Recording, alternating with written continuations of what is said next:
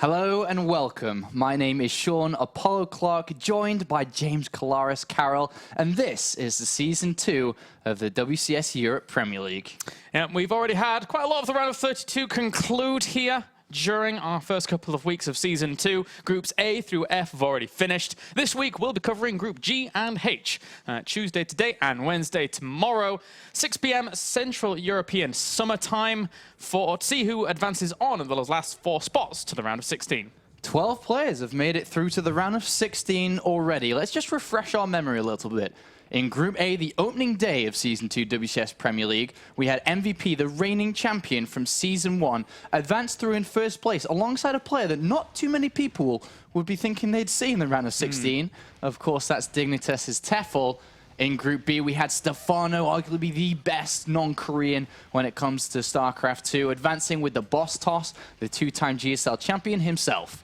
Group C, we had MMA. Is he back? Is the big question surrounding that name as he advances in first place and will play live in Cologne, Germany, alongside Manor, Polish #1, who makes his way through to the round of 16 as well.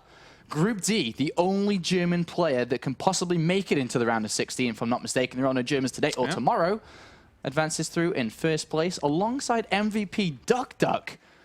And we'll see how well he can do. He did kind of just slide his way through narrowly into the round of 16. Group E, though, a bit of a different story. Wellmew, superb masterclass when it comes to Protoss in Group E. Loved his performance there. And is joined by Liquid Ret, who fell short in the round of 32 last season, is now in the round of 16. Small advancements, just one bit at a time, Colaris. And then Group F was, as expected, I'd like to say, with Naniwa and Lucifer. Maybe not in that order, but those also are in the round of 16. A lot of upsets in the round of 32, but the last group did give us those high hope finishes. But now, moving on to today, we have Group G in the form of ForGG, Grubby, Bunny, and VortiX. ForGG, one of the Korean powerhouses, moving over to Europe, but his name doesn't exactly reflect the results he's had so far. Yeah, he hasn't had big first-place results, but throughout his StarCraft 2 career, I definitely call it a major success because he's got second place and third places, but in reality, he's a champion. He just hasn't found that same success. Back in Brood War, when he played in the MSL, he won it over the likes of Jadong, over the likes of Flash. He's a big name, but a player without a win yet in StarCraft 2. And then another champion in a prior game, we have Grubby, an absolute legend of the Warcraft 3 scene, representing the Netherlands. But once again, he needs to prove himself here. Yeah, he hasn't had the best time, and especially if we just, quote what he said, I think it was in Sao Paulo, Heart of the Swarm would be his game. Yeah, it did. When it comes to results, not yet, unfortunately, Grubby. But he is focusing hard. He's a big, big name. He's got a big Twitch stream that everybody loves. He's a major, major fan favorite. And I think out of all the players that have made it through to the round of 16, he's the one that wants it the most to go to BlizzCon. He's played at BlizzCon before. He finished 3rd place in Warcraft 3. He bloody proposed to his wife at BlizzCon. Why wouldn't he want to go there again? But of course, Grubby, a major name, but like ForGG, without the results. And then from Goliath to David, we have Bunny as our 3rd player, representing Copenhagen Wolves and Denmark. He was the underdog in Season 1 in the round of 32. And once again in Season 2, underdog yet again. He is the underdog of this group and one of the underdogs for the entire of the tournament, but he's a rising star, especially in the Denmark scene, the Danish scene, rivaling the likes of Baby Knight, who's finally, for the first time, got a bit of competition for #1 in that country. Baby Knight, Bunny, strong against Zerg, strong against Protoss, is definitely struggling against Terran in recent times. But the big thing to consider is, yes, he's the underdog of this group, which means there's a lot less pressure on him compared to the other players within this group. Nobody's expecting him to go through, which means he actually is a threat here. Yeah, and arguably one of the biggest threats here to the group is VortiX, representing Mousesports, now previously of Caronte, and representing Spain, also the brother of Lucifrom. The brother of Lucifrom, but unlike his brother, he doesn't play full-time yet in StarCraft 2. Very surprising for such a big name like VortiX.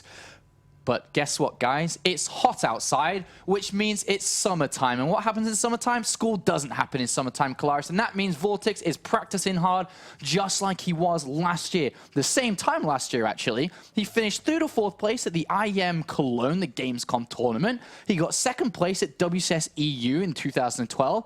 A round of 8 in Valencia. When he's practicing, when he's not focusing on his study, just like his brother, he puts in the results. And he's been practicing hardcore for the last 2 weeks. He's a big danger today. And our first games today will be Grubby versus Bunny. Later on, we'll open things up with ForGG versus VortiX. It's the standard dual tournament format that you all know and love here in WCS Europe. The winners will advance on from that upper bracket first round to play for that first round of 16 spot. And then the losers from that upper bracket will fall down to the lower and then play against the loser from that upper bracket final to determine who gets that second round of 16 spot. So guys, our first game of the day will be ForGG versus VortiX. We have ForGG representing Korea and VortiX representing Spain. VortiX representing Spain. This is his time to shine. I'd go as far as to say, considering ForGG's in Korea at the moment, that VortiX could be a favorite for this tournament, for this group, should I say, and potentially, if he keeps on practicing, a favorite for the tournament. He played so well last year. You can just see his results. He got to the round of 16, almost making it to the round of 8 last season without even practicing that much because he was focusing on school. This guy's a big player, and a big player has a new team. He's got Mouse Sports as a new team. First time represented them on a big stage. And then our second player here in the first game, we have Millennium's ForGG. And as just mentioned, he will be playing from Korea. But let's just refresh our memories. Who else has played from Korea this tournament? MVP played from Korea in a game that he arguably shouldn't have won. Dropping down to, what was it, 5 SCVs and made that comeback against Tefl from Korea. Naniwa found a way to make it through. Duck found a way to make it through. If ForGG wants to be the man he used to be when he was an MSL champion, he will likewise find a way today. All right, so our first game will be on Newkirk Precinct here between ForGG and VortiX. And these guys are good to go. As you said, VortiX, a player that does have Lucifron as his brother. He's obviously got a lot of ZVT practice in. He tweeted out recently that he feels a lot more comfortable with his ZVT now. And after the recent changes, that will also give him a little bit of an advantage. VortiX has always been very, very good as an all-round player, I'd like to say. I don't think he's always had one super strong matchup. I think he's been good all around, showing his confidence against Terran, especially because he has upstairs, underneath the, the bed, the bunk bed. I don't know where they live in the same room. They sleep in the same room. I don't know. But he's got Lucifron, who is arguably the best Terran at the moment in Europe. You can just ask him over dinner, over a glass of wine, whatever you do in Spain. You can ask him, all right, I'm really having struggle. I'm struggling here. What do I do? Lucifron says, you do this and this. That's where I lose. And then all of a sudden, VortiX picks it up and goes beats players like Cass online, people like Cappy online. VortiX is a great, great player overall. Very talented and so young as well. Yeah, so young here. ForGG, arguably though, one of the contenders for the entire tournament. Last season, did very, very well. Only dropped out until Stefano at the very end. Yeah. And there were one or two little things that occurred during that series, as we all know, that maybe could have gone in ForGG's way had not been a little bit unlucky. Yeah, you got to love Wintermines, right? But ForGG focuses very heavily on Terran versus Terran. But in the Season 1 finals, when he finished 3rd to 4th place at the Season 1 finals, a major, major result from ForGG. Looking to repeat that success today, he showed fantastic form against Protoss players as well as Zerg players. And if he wants to pass that barrier, which is, of course, the Korean to Europe latency issue, if he passes that barrier, anything is possible for ForGG this year in a whole. He could achieve major things. I mean, both players can. I mean, this is this is one of the, if not the most, the closest and most stacked group that we have in the Premier League so far. We had a lot of groups that were very hard to determine as to whether or not who would actually advance on. As you've seen already, a lot of upsets in the round of 32, but this one is very, very close. Two great, phenomenal players that have been around for a long time, and then you've got two other players here, arguably two players that are looking to rival that position, but now getting into game number 1 as we have spawning down to the bottom right-hand corner as our blue Zerg. He is Mao's VortiX. And spawn down to the bottom left as our red Terran, we have Millennium's ForGG. All right, I do know about ForGG's practice regime, Kalaris. And it's funny because his practice consisted of about 6 hours today on the European server. And that's honest God to truth. Ouch. Because I spoke to him this morning and I said, how are you feeling? Yeah. I know you've got to play on the European server later on. How are you feeling? And he said, you know, rats, I thought it was on the North American server. And that's the God truth. Did he actually? The God truth. He told me that. Oh, and no. then for the rest of the evening, he played nothing but the European server in preparation to deal with what he has to deal with today. And I believe in him. I believe in him. That's a tough situation to be in. The latency to North America is not as bad as it is to Europe. But ForGG has shown time and time again that he is a contender. Very, very impressive player. Already sending out his first SCV here. So looking as if he wants to go for our command center first. I mean, usually you don't send out an SCV early. Yeah. But the thing is, he's sending it out early because VortiX is a pain in the bum to deal with. VortiX can open up super aggressive, and one of the biggest things for any player that plays ladder, ForGG does the opposite of sending out an SCV. Do you know what he does? What's the opposite? He doesn't send one out. Yep. He doesn't send out an SCV. He actually doesn't ever scout. So for him to scout, this is to punish any form of 6 pulls, or at least see it coming. Yeah. And more importantly, allows him to throw a command center down on the low ground, not the high ground. This is just finally, he's kind of going over his play and refining it just a little bit with this silly scout. Yeah, there's been many a time actually ForGG has been punished by not scouting in the past. Yes. Famously to Nurture, who just decided, I'm just going to make roaches every game in a pretty prolonged series and just beat him every single game because ForGG was so stubborn as to not scout. So little changes here by ForGG, playing safe and sound in game number 1 against VortiX, who he knows is a dangerous player, so he has to do this kind of thing. Yeah, and he's already spotted the very early extractor here already. And that's, you know, a bit of an issue because the extractor could mean potential aggression. And of course, potential aggression means that he's got to be wary of every little detail that can come out from VortiX here. So we'll keep eyes on this to see what ForGG is going to be doing with the rest of this information as the game does move on. But the thing about VortiX is that he's able to play a variety of styles. Gasless, early gas, late gas, aggression, defensive, anything's possible. Yeah, extra queens now on the way. In fact, not extra queens, I apologize. We have the 2 first queens on the way here for VortiX. We'll be interested to see how many he wants to crank out there. I wouldn't mind seeing 3. I would love to see 3 from him, despite getting the gas. Would be very, very cool to actually get that creep spread going earlier on. And behind this, ForGG, what is he up to? He has his gas coming in, probably just for that factory, I would say. Yeah, ForGG, in the olden times before the Hellbats really were utilized efficiently, was always a player that went 3 command centers, double engineering bay, and then changed his play to get the second gas earlier, to get the armory earlier. But what he'll do now is revert back from what I'm expecting him to do to how he used to play, how he's comfortable in playing. Just throwing down the reactor now here as well. Duek, what are you expecting from ForGG here? Are you expecting some kind of Hellion play just to open things up here from ForGG, just to kind of keep his opponent a little bit contained? Yeah, just a little bit, yeah. I mean, yeah. Yeah. I mean, Alright. I don't need to expand on that, yeah. Yeah, well, we'll see here for VortiX, as he is going to get that creep spread going quite quickly with that 3rd queen that he does have produced here. So, as I said before, I do like the 3 queen opening here from VortiX. It's something he's fallen back onto very, very handily in the past. And it's keeping him stable earlier on. But look at this, though. ForGG, at the time he'd usually want to be adding on, or any Terran player would like to be adding on their 3rd command center, out of 400 minerals, which it costs to build a command center, 3 of them are thrown into double barracks. And then he's added on a 2nd gas inside his main base. He's going to be rushing towards getting stim. It depends on the add-ons on those 2 additional barracks. Is it tech labs or reactors? Or 2 different types of composition pushes that are coming out. When I say pushes, he's sacrificing upgrades, economy, longevity in this game. And with the positions of the barracks, that's going to be very difficult to spot. Yeah, circling. He's trying to poke up here, but he can't get too close to that bunker, knowing that it might actually hurt him. Oh, he spotted the barracks. He did. There was no Marines in the bunker. The Zerglings were like, okay, should I go up? No, I shouldn't. There's something in the bunker. Oh, wait, there isn't. And he just gone and spotted it. This is a major, major read for VortiX here. This just gives him an edge straight away. This is a surprise build. All that VortiX needs to do is focus on defending, which is either going to be a Baneling Nest down really fast or a Roach Warrior, and the Baneling Nest is the option.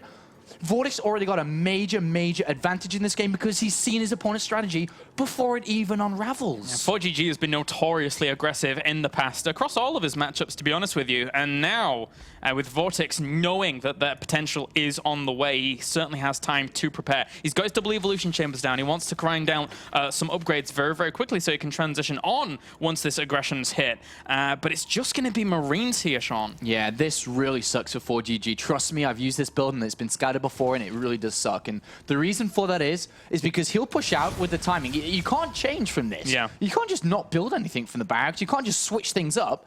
What he's going to try and do is still go for it.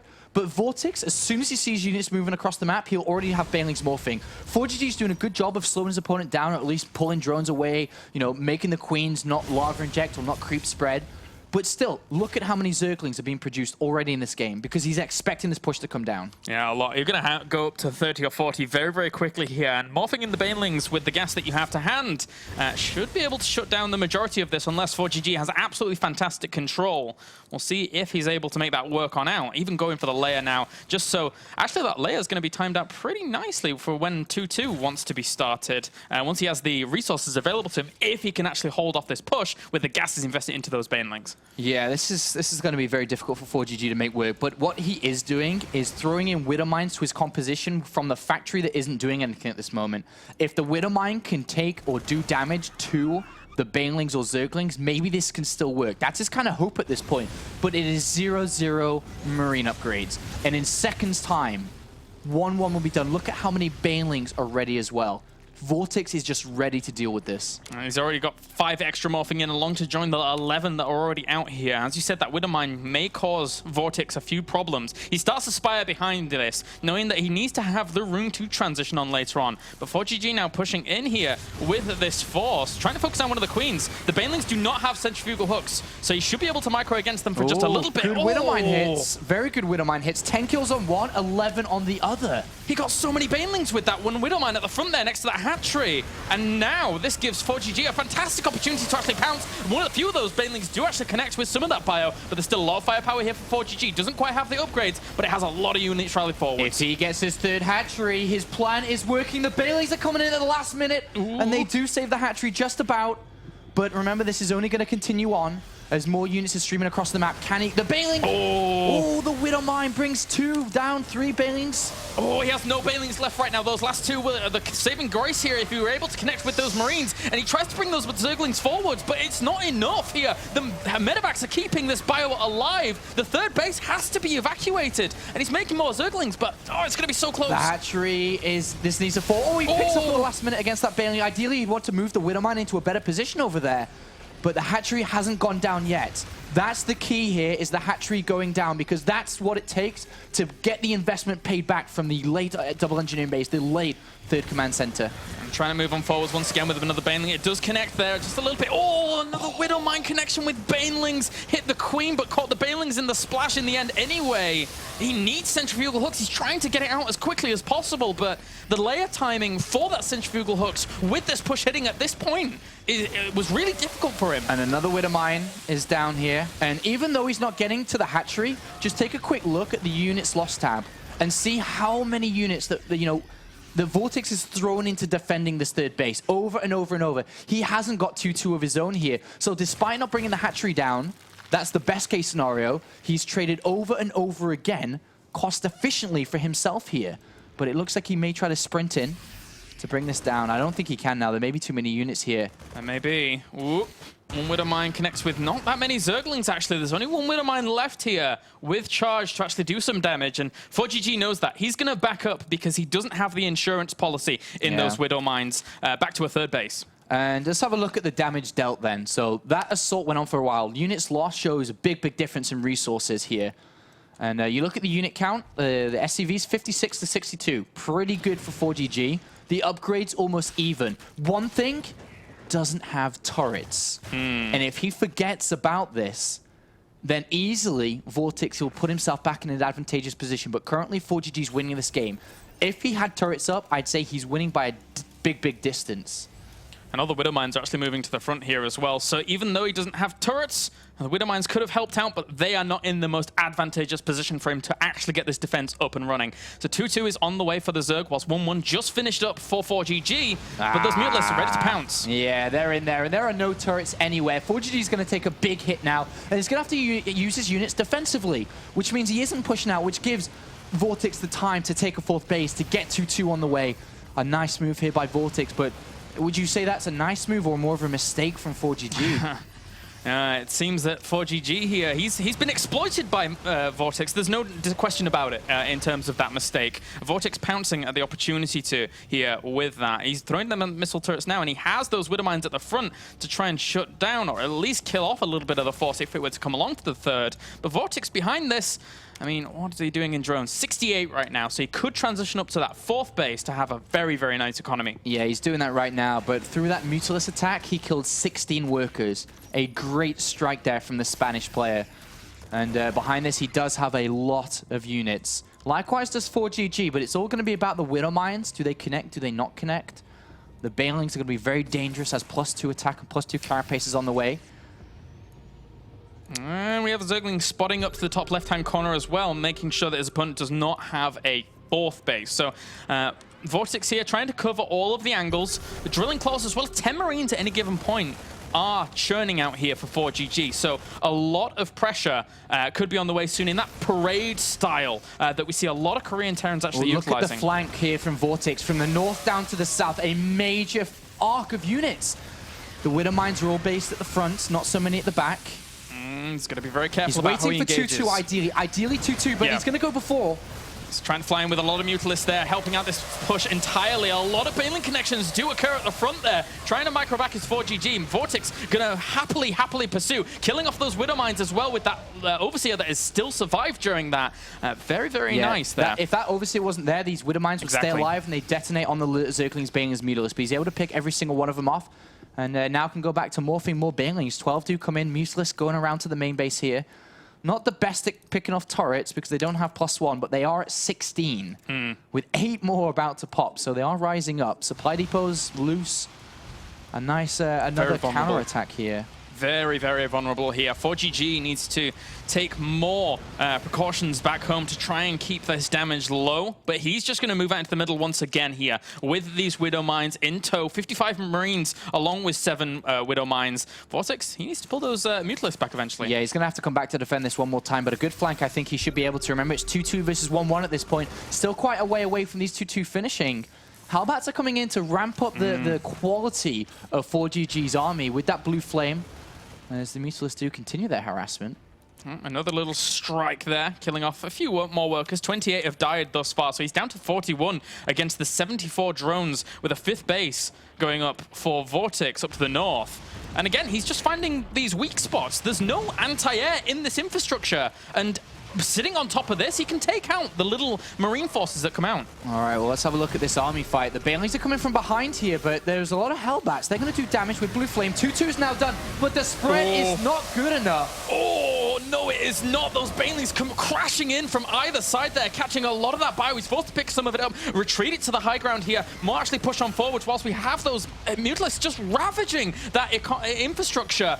And now, ForGG, I mean, this is all he's going to have to actually try and end this. Even if he brings down this hatchery, it doesn't matter. Like you said, he needs to end the game. And that's not going to happen when there's 11 Banelings being morphed and more Zerglings coming in. There you go. GG. Game at number 1 goes to VortiX here in an action-pack fueled game 1. Yes. Wow. That was quite an action-packed game there. 2 different styles coming out. ForGG opening up quite aggressive there with that strategy.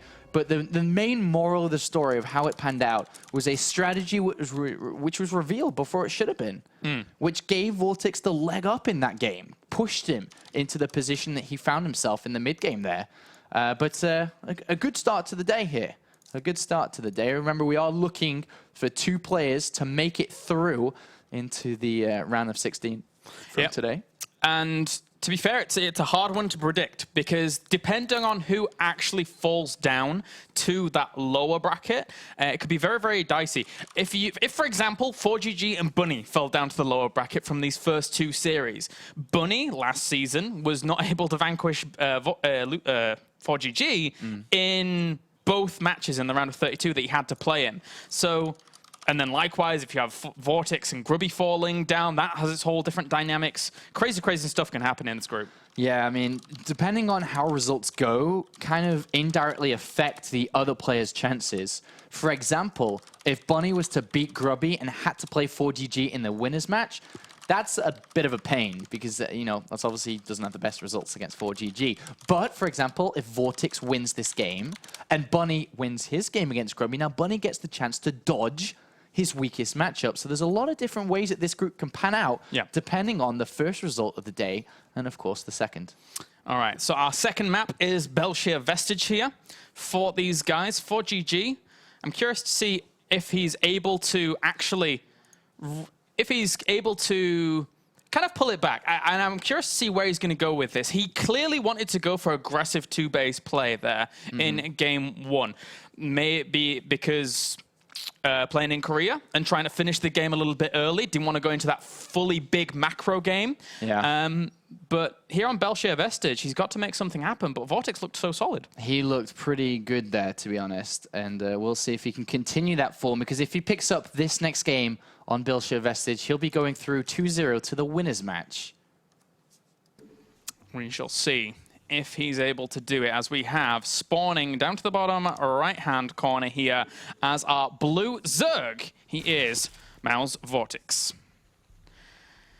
And spawning up to the top left-hand corner as our red Terran, representing Millennium, he is ForGG. All right, so Belshire Vestige, our map, TVZ once again. And VortiX in game number 1, gotta say, I've got to reiterate that he looked very, very solid. He was able to read his opponent well. And the thing is, even though he scouted the ramp with the Zergling, saw those 1 barracks at the very, very edge, it's not as if ForGG had placed them anywhere else, they wouldn't have been seen. VortiX, that particular moment in time, had an Overlord heading into his opponent's main base and would have spotted it there anyway. I think the plan for ForGG, the reason why they were there is because there wasn't an Overlord on that side. Yes. The Zerglings were the luck shot that they went up the ramp. If they hadn't have gone up the ramp, then yes, the Overlord can enter the main base, but is it going to get all the way down to the natural? That's what I think he was really banking on. But we'll see if he tries something similar, or if he tries to play straight up. Maybe he plays mech.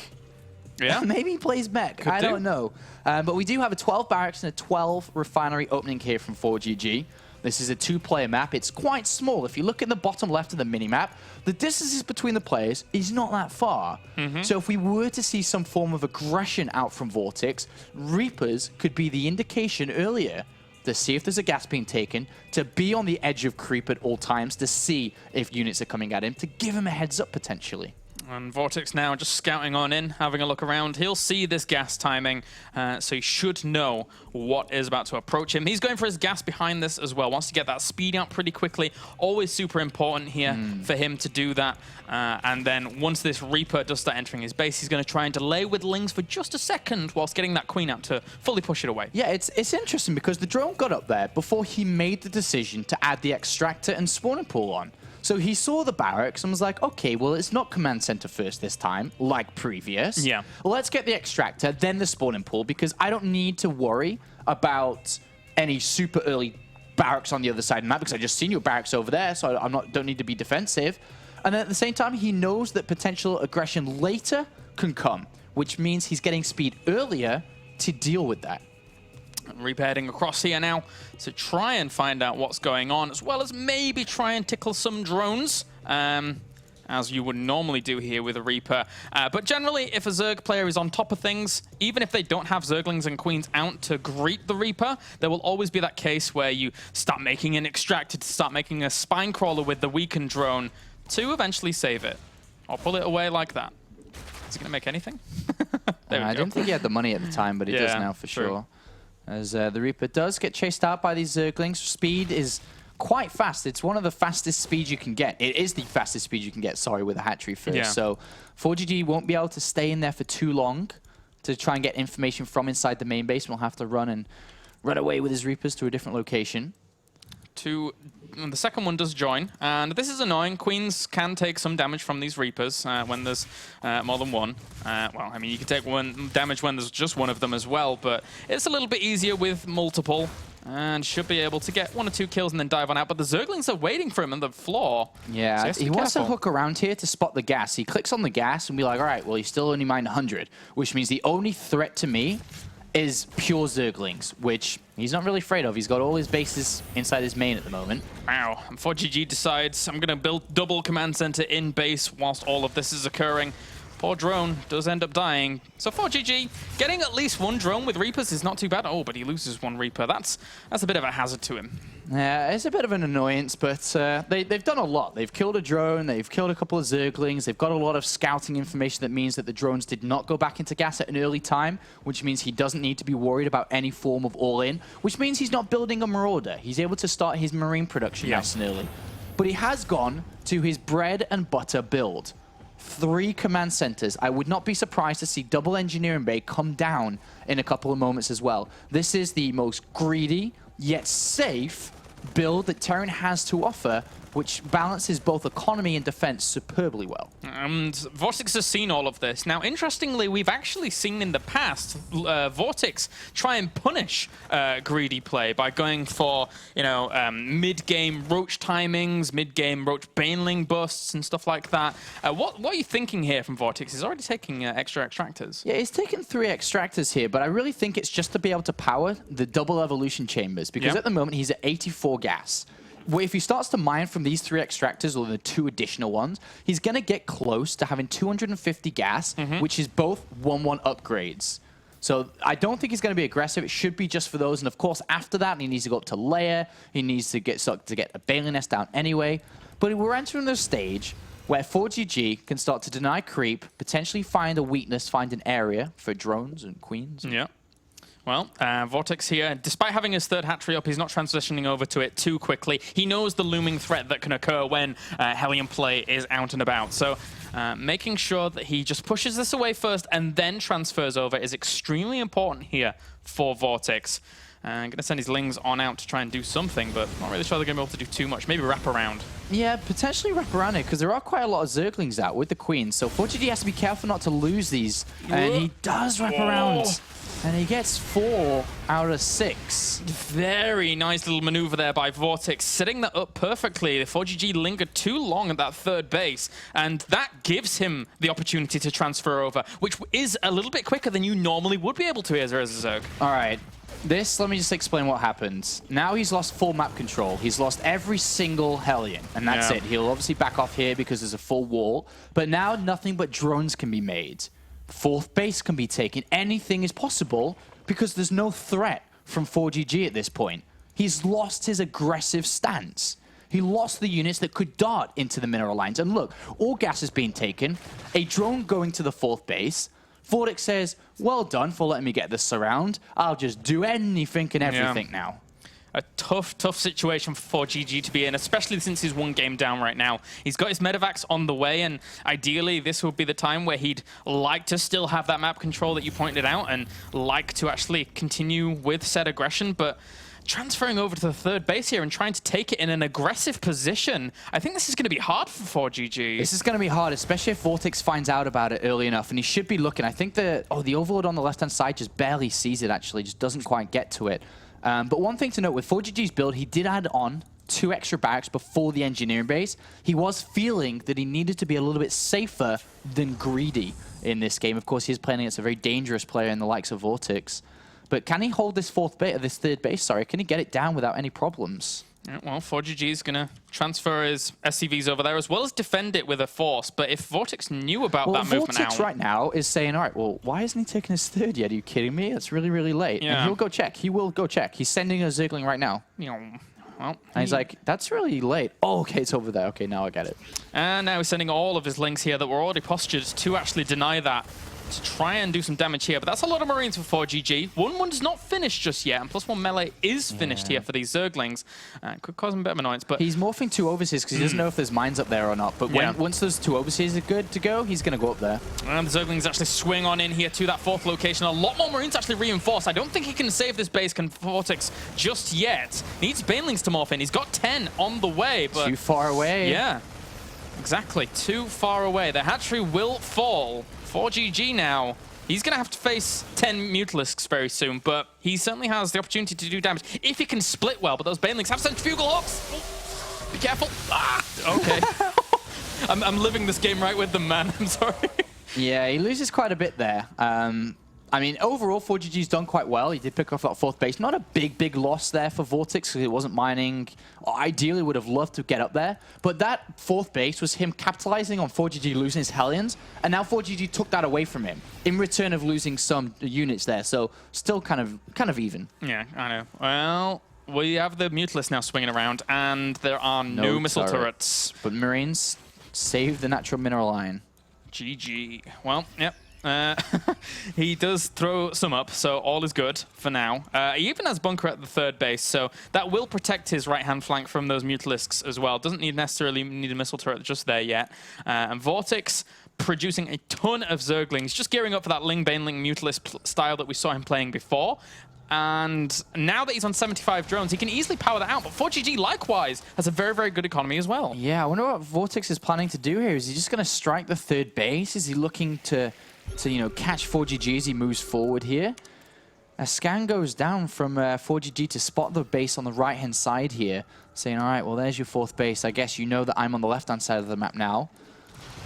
But Vortex still building a big army here. If you look at the army supply, he's starting to climb up above 4GG's here. And I really think that he's waiting for 4GG to come. As soon as he touches creep, Vortex going to hit him hard, and it's going to hurt. Look at him splitting his army up. Yeah, this is a cool position here for Vortex if he's able to take the engagement properly. Now, the hatchery is going to go down. I think it would be quite cool if 4GG if Vortex actually allowed that hatchery to be seen and then tried to move in from either side. But 4GG has to be so careful right now. All right, is this the time Vortex goes? Yes, it is. He's coming around the left-hand side, waiting for the full army to get behind it. He's going to try to clamp it down. 2 Banelings actually roll forwards a few Zerglings. He's going to try and sneak. Oh no, he doesn't send the Lings back there as quickly as I would like to. And there he connects with a lot of those Widow Mines as well, but there's so many Banelings still in pursuit here. The Marines have to stim back so far. They're so weak right now with the Mutalisks on the heels right now of those Medevacs as well. 4GG down in supply, trying to run back to some more Widow Mines, and oh, they connect with the Banelings. They connect with the Banelings, but at the same time on the right-hand side of this map, 4GG attempted a couple of Marines to bring down this hatchery, did not work. And a lot of SCVs did go down there. 4GG hurting at 49 to 79. Granted, at this point, he does have a larger army because a lot of units were traded off there for Vortex. But with 25 more Banelings coming in, that's where he's going to be able to keep going with a strong army and be able to bring down 4GG. Remember, if he brings down this army, upon losing 20, 30 SCVs, which 4GG just did, going to have a hard time replacing that army. 4GG equalizing things up with his upgrades very soon in the form of the 2-2. Widow Mines do end up burrowing pretty darn fast thanks to those drilling claws, and that's going to give him an extra handle on this 5th base over to the right-hand side. But Banelings coming in from both sides once again, along with the Mutalist, trying to catch all of these Marines in a very bad position, and that is bad! Oh my god, so many Marines die off. Vortex with great connections. Yeah, great connections, but there's still Widow Mines here. And Widow Mines are pretty good. As the Marines turn around to take the fight over to 4GG, who is still... Oh, sorry. 4GG takes the fight over to Vortex, who is still in the lead. Just by a little bit here, but remember, he's not looking to tech up. He doesn't need a lot of money to keep this kind of army going. He's got more Banelings morphing in. 11 new ones. 4GG does have his 3rd base back up and running, though. But immediately, Vortex is over there on the left-hand side of this map. And if he's able to slow the economy once again, it should be okay with reinforcements coming in. But again... kind of equal. It's going to come down to the fights, to the micro. Who takes the biggest losses? Who comes out with the biggest army? And that bunker no longer there, being a bit of an annoyance for the 3rd base of 4GG while those Mutalists were able to pressure. But now 4GG trying to bring the pressure back to Vortex's side of the map. Nice. And very good drop here. Vortex is so out of position right now. And now 4GG at the same time is coming down to the left-hand side. If he can get this hatchery, it's going to slow down Vortex once again. Needs to borrow that Widow Mine on the left. The wouldn't mind if it borrows, it'll kill the Banelings. A little bit slow there. Yeah, only catches 1 or 2 lings there in the end as well. Throws down the scan, sees the Banelings on the high ground, doesn't want to get too risky, doesn't want to push in once again. But now ForGG here with this army. How many medevacs? He has 9 medevacs here, so a lot of healing power and potential, but has to be still very, very careful about this engagement. So many lings and Banelings are present right now. I'd say that Zergling, Baneling, Mutalisk is such a good army, but such a risky, delicate army. Oh, yeah. Widowmines just turn the tide instantly. A couple of Widowmine hits, the Banelings are gone, the Zerglings are gone, and the Mutalisk will die to the Marines. It's very, very close when it comes to these two fighting up against each other, but ForGG is in lead at the moment. He has 3-3 on the way, Blue Flame coming in. Mutalisk coming into the main base here. You're right. I mean, this is a bit of an annoyance here once again for ForGG. Missile turrets will go down. There's enough Mutalisks here with that +1 weapons to make it extra irritating here. There's a lot of Marines though. Yeah, he will bring them back in the end. And look at VortiX's army again. Beautiful spread here. Waiting for ForGG to come, and then he will just try to get the best possible flank. Oh, he loses so many Mutalisks up to the top left-hand corner. He's down to 11 right now, and that's only because he has producing a lot. Oh, beautiful pickoffs from ForGG, keeping this series within his grasp, as he's been playing from behind in the economy for the entire of the game. But you look at that units lost tab, and who needs money when you're as efficient like that, doubling basically the efficiency over to VortiX. As ForGG moves forward, remember, if VortiX gets this fight as he wants it, this is perfect. Is it going to work, though? He knows that the entirety of VortiX's army is split up here. He has to come in from both sides. There's so many Marines, though. He actually has 80 Marines here, and a lot of them get obliterated by those Banelings. Forced to pick up and retreat out here. Very, very nice engagement by VortiX. Very cost-efficient from a Zerg's point of view. Yeah, that was pretty good there. If you look at, I mean, it's still about 10,000 resources. That was an equal trade between them. But again, ForGG pushing forward. And he's got a couple of Hellbats in the mix now, doing a lot of damage to these Zerglings. Is ForGG going to crack this base? Because remember, the main, the natural, they're running out of resources. Oh, it certainly looks like it. Good positioning here for the Marines as well. The Banelings not able to filter through as easily as they would like to. There's no Banelings left here. Or just a few actually catch up to some of the Marines in the end, but separated very, very nicely in the mineral line. And the Mutalisks are going to have to do cleanup duty, but they take damage through all of this. They do take damage through all of this. And those Marines, man, those Marines closing in on 3-3 upgrades. They're going to bring down these Mutalisks. And then what is it, just Zerglings? The Hellbats are still being made. There's 2 Hellbats there. There's Widowmines behind him. VortiX cannot lose this left-hand side. It's that simple, but he's going to lose it. GG. And with losing that, the series ties up. Very, very cool series so far, actually. Very impressed by both of these players pulling out all the stops. Yeah. Gotta say, ForGG, he's fighting through it, man. After going down that first game, really, really bringing it in game number 2. Yeah, this is a good, solid series to start the day off here. And, you know, great back and forth action. Very close. You know, it's very difficult to tell who wins. Yeah. The thing is, when 3-3 kicks in, which it was just about kicking in, things do get more difficult. But in that very delicate stage, in the mid-game of Zerg versus Terran, just Zergling, Baneling, Mutalisk versus Marines and Mines and Medivacs, anybody's a winner. It just depends on the fight. All right, so our map number 3 will be Neoplanet. Oh, actually, no, that's for the other series. I don't have our map number 3 just yet. We'll join and see what it is. That was for Bunny's match. Remember that ForGG here is a round 8 finisher in Season 1. Finished 3rd to 4th place in the Season 1 finals. He had a great Season 1 overall. Yep. Didn't have to go down a Challenger League. The funny thing is, everybody in this group today, apart from ForGG, had to go down to Challenger League. No one else was top 8 from Premier League last season. ForGG, on paper, is the better player to advance through overall today. But of course, we know about his difficulties playing from career. We can see in his gameplay is, you know, slowing him down, hindering him a little bit. You know, is he microing as well as he does usually? His Marines are always clumped up and whatnot, but he's fighting through it, just like everyone else does from career. It's funny because in Season 1, ForGG's downfall was Stefano at the very end of the season, whereas VortiX's downfall began with a Terran in Happy in the round of 16. So now, here in Season 2, both of these players really, really want this. Winning this series and only having to win 1 more to advance onto the round of 16 is such a weight off your shoulders. It's easier. All right, so it was Neoplanet in the S in the end. Oh. Both of the series are going to have that third map as well, I mean, not necessarily for Bunny's case, but this one is. So I got there in the end. As Vortex recently moving over to Mouse Sports with his brother, Lucifer from. Yep. They've Tag already teaming up Europe. Well. Yeah. They are tag teaming up Europe. Well, let's see if, of course, Lucifer's made it to the round of 16. Can Vortex do the same alongside his brother? They played in the round of 16 together last season. It would be a shame if Vortex wasn't there, but likewise, it'd be a shame if ForGG isn't there. And the same for Grubby and potentially Bunny. It's a very difficult, tight group today. Every single group. We lose players that you just don't really want to. We lost TLO, we lost Demaga, and we have players like Welmu and Tefel advancing on. So crazy, crazy results in the round of 32 now. And, I mean, there's certainly the possibility in these next two groups for big upsets as well.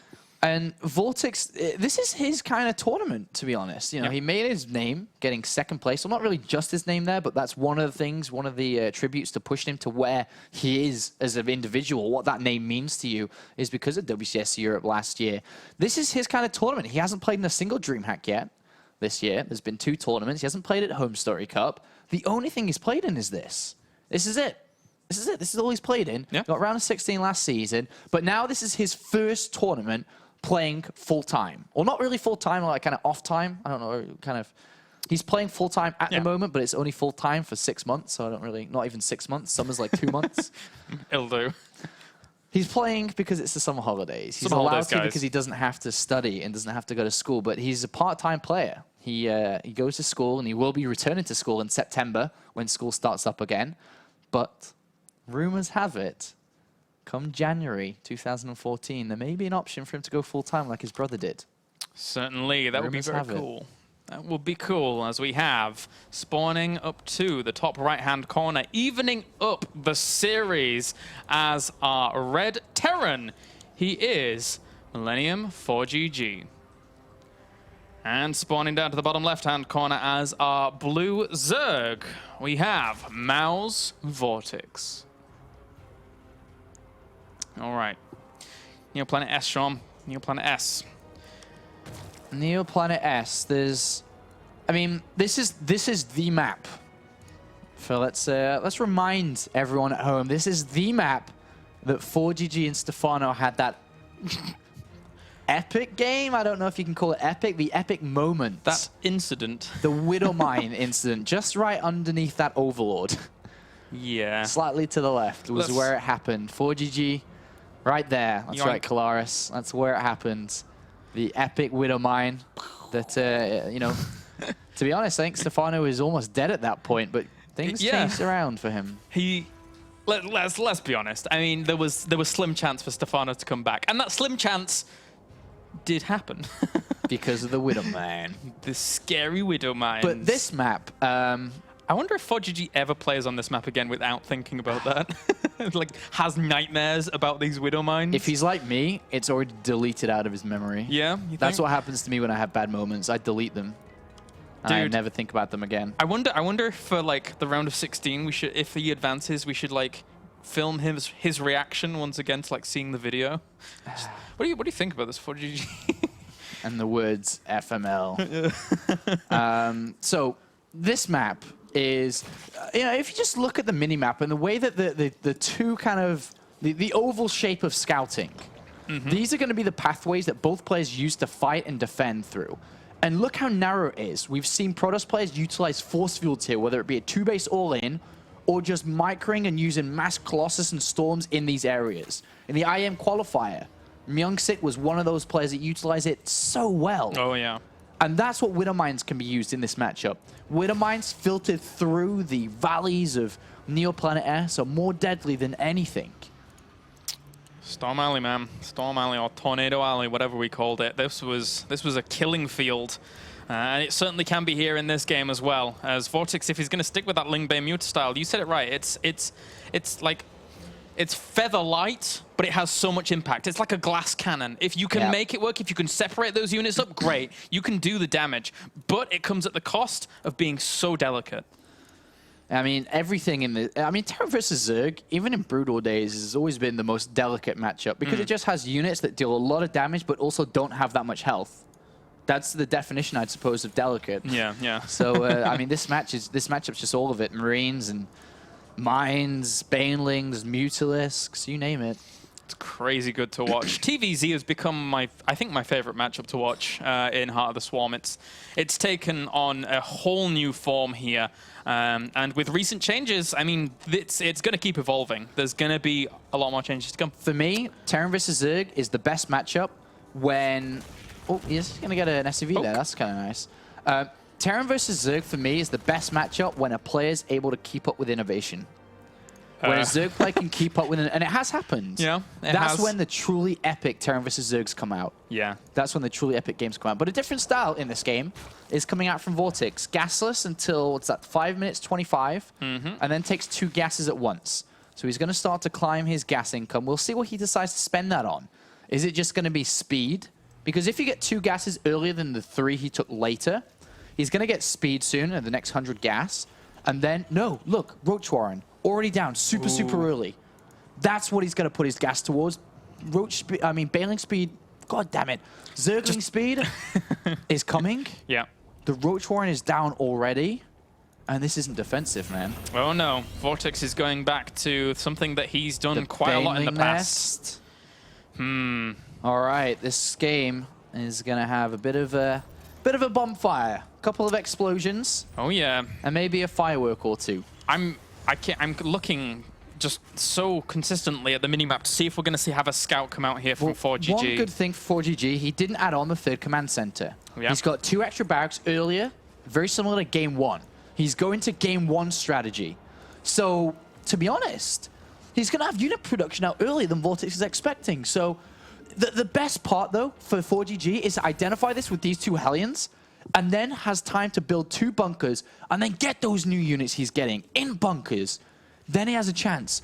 VortiX, hiding the roaches, building an evolution chamber to say, yeah, I'm upgrading. And he's built a 3rd hatchery up there, and that's probably where ForGG... Is he going to even look up there? Seemingly not. He's going back for now. He's sending 1 Hellion up there. So this should be able to spot it. Oh, he's sending all the Hellions up there. Anyway, yeah, but he's going to see the roaches. He's going to see the roaches. He's going to see the roaches. He sees the roaches. Now this is perfect time. 2 bunkers right behind the bunker back at home. And he needs to start getting those units out. He's got a lot of barracks. He's got 5 Marines at a time here. Here come the 2 additional bunkers. He needs to build mines. He needs to build units. Can he keep the defense up? He's already got a pretty good reaction time to this.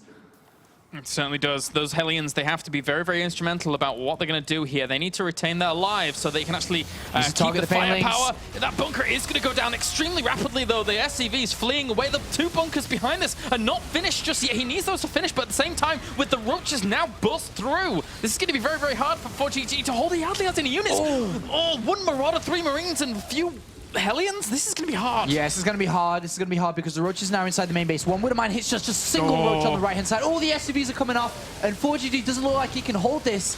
Is it going to be possible? Yeah, these SCVs will be able to tank a lot of damage, but at the same time, he loses a lot of them in the process. 17 have already gone down. Marines trying to fire on as best they can do with the Lings still flooding on through. He's holding. He's only got 2 roaches left, and they will end up dying off. But at the same time now, 32 workers to 18 behind this. Oh, incredibly good hold there by ForGG, managing to hold on at the very last moment.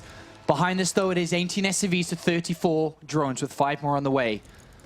ForGG, despite holding, did take lots of damage. The SCV count is incredibly low, and he only has 2 command centers, not 3, which is the big difference to a lot of normal Terran vs. Zerg games that we see. But without having a 3rd command center means he's got medivacs out, he's got mines out. He can start dropping those Spire, there's micro available from the use of this medivac. Let's see if he can utilize these weapons that he has available and maybe draw this game back up.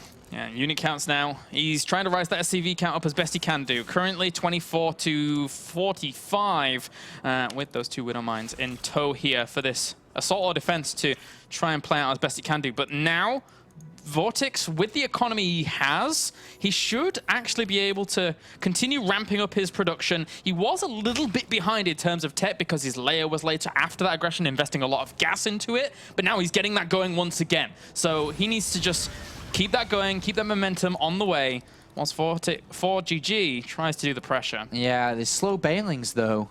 he kills the first 2 creep tumors and spreads his mines away, and Micro as well, maybe this can work as he sees the amount of banelings there is. Ooh. Creep tumors do go down. Mine is burrowed. Those banelings just went straight past the Hellions, knowing that the target is the Marines. If he can bring those down, then this is going to be a lot less scary. Widow Mines do burrow, sends 1 link forwards, knowing that it's there, having still had the vision. And good maneuvers there by VortiX. But at the same time, huge drop. Yeah, I'm not sure if this is going to do enough, though. Yeah, the units are too fast reacted there. No engineering base down yet, though. SCV production has halted at the moment. It's still down at 28, man. He hasn't actually, I've been looking, he stopped his SCV production, so... How can he break this with this low an income? It's a little bit supply block too. Is that to cool down supply? Interesting here. ForGG looking to pick up the win now rather than later.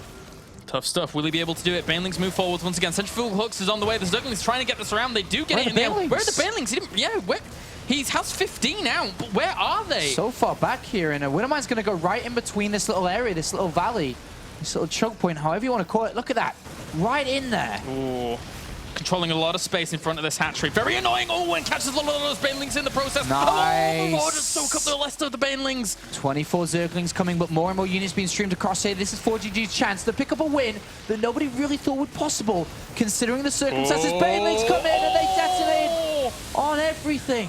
Oh, catching the rest of those units. ForGG had this game in his grasp if he hadn't have actually moved into that location, but now the Banelings move forwards once again. He's trying to just buy time. Centrifugal Hooks finishing up will be a massive, massive boon here to VortiX if he can get it going. More Banelings morphing in. The economy hasn't really taken that much damage here from ForGG. Yeah, I mean, he's just been banging against other units, and the economy's always been stronger here. For VortiX at 60 drones compared to 28 SCVs, he hung on right by the skin of his teeth there. And now ForGG starting to feel the hurt because the upgrades for the Zerglings are now at 1-1. There is no engineering base for ForGG. He's down at 0-0. His time may have run out. This has to be it. This has to be it. ForGG has to break VortiX right now, but that's a lot of Banelings that can roll in here and quite easily kill off a lot of those Marines. A lot of them do end up dying. And now, there you go. GG. VortiX holds it off and advances on to that upper bracket final. He gets the winner's match that he wanted. ForGG. Said VorGG then, because I was thinking VortiX, but said ForGG. ForGG drops down to the loser's match, being a round of 8 finisher in Season 1. 3rd and 4th place in the Season 1 finals. Remember, this can happen. Hero, Team Liquid's Hero. Captain America, who won WCS America, was knocked out in the round of 32 last night. These things can happen. They can indeed. And that means our first series is done here for Group G. What a fantastic series to start off the night, guys. When we are back after the break, we shall have our second series to see who advances on to play VortiX. It's going to be Grubby versus Bunny.